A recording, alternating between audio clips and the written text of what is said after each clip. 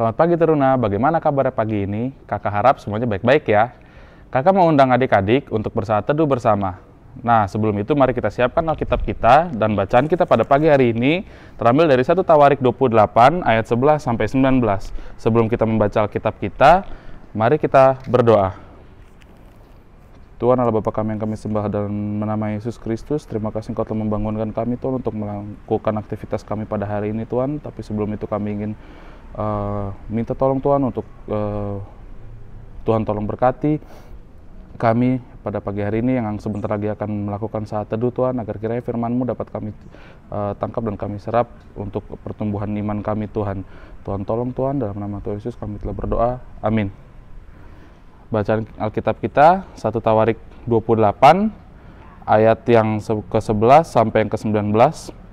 Lalu Daud menyerahkan kepada Salomo anaknya rencana bangunan dari balai bait suci dan ruangan-ruangannya, dari perbendaharaannya, kamar-kamar atas dan kamar-kamar dalamnya, serta dari ruangan untuk tutup pendamaian. Selanjutnya rencana dari segala yang dipikirkannya mengenai pelataran rumah Tuhan dan bilik-bilik di sekelilingnya, mengenai perbendaharaan-perbendaharaan rumah Allah dan perbendaharaan-perbendaharaan barang-barang kudus, mengenai rombongan-rombongan para imam dan para orang Lewi, dan mengenai segala pekerjaan untuk ibadah di rumah Tuhan dan segala perkakas untuk ibadah di rumah Tuhan.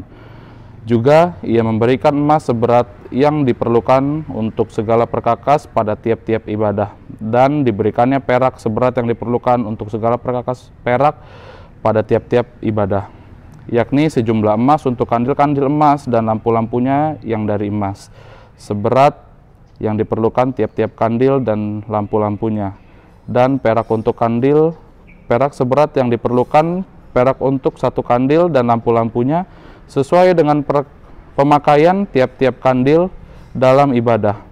Kemudian diberikannya sejumlah emas untuk meja-meja roti sajian, meja demi meja, dan perak untuk meja-meja dari perak. Selanjutnya emas murni untuk garpu-garpu dan bokor-bokor penyiraman dan kendi-kendi, juga untuk piala-piala dari emas seberat yang diperlukan untuk tiap-tiap piala, dan perak untuk piala dari perak seberat yang diperlukan untuk tiap-tiap piala. Juga emas yang disucikan untuk mezbah pembakaran, ukupan seberat yang diperlukan, dan emas untuk pembentukan kereta yang menjadi tumpangan kedua kerub, yang mengembangkan sayapnya sambil mendungi tabut perjanjian Tuhan. Semuanya itu terdapat dalam tulisan yang diilhamkan kepadaku oleh Tuhan, yang berisi petunjuk tentang segala pelaksanaan rencana itu. Nah, judul renungan kita pada pagi hari ini adalah tugas dan tanggung jawab. Di zaman yang sudah semakin berkembang saat ini, betapa langkanya kesempatan bagi orang untuk duduk bersama dengan anak-anaknya di dalam rumah.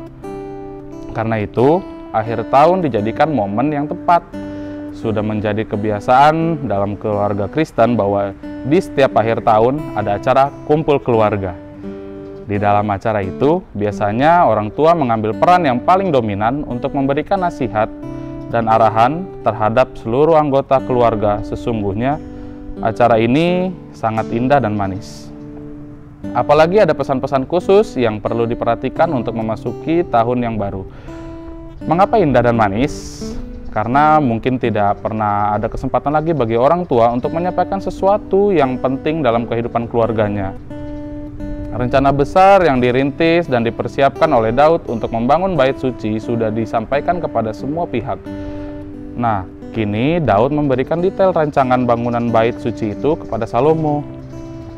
Bait suci yang akan dibangun menggunakan material-material yang baik serta berkualitas seperti emas dan perak. Amanat Daud sebagai orang tua kepada anaknya, Salomo, sesungguhnya adalah tugas dan tanggung jawab seorang pemimpin umat Allah.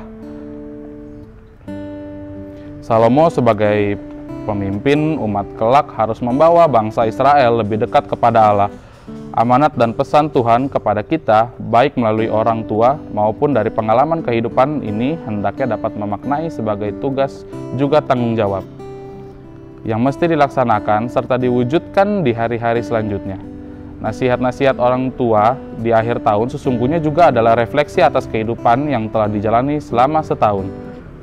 Karena itu, mari jadikan nasihat-nasihat itu sebagai buah-buah kekuatan untuk kita mengakhiri tahun 2020 ini dan memasuki tahun baru 2021. Mari kita tutup saat teduh kita dengan berdoa. Mari kita bersatu dalam doa. Tuhan, terima kasih Tuhan, kami telah boleh mendengarkan firman-Mu yang indah pada pagi hari ini Tuhan, untuk kami renungkan pada pagi hari ini Tuhan.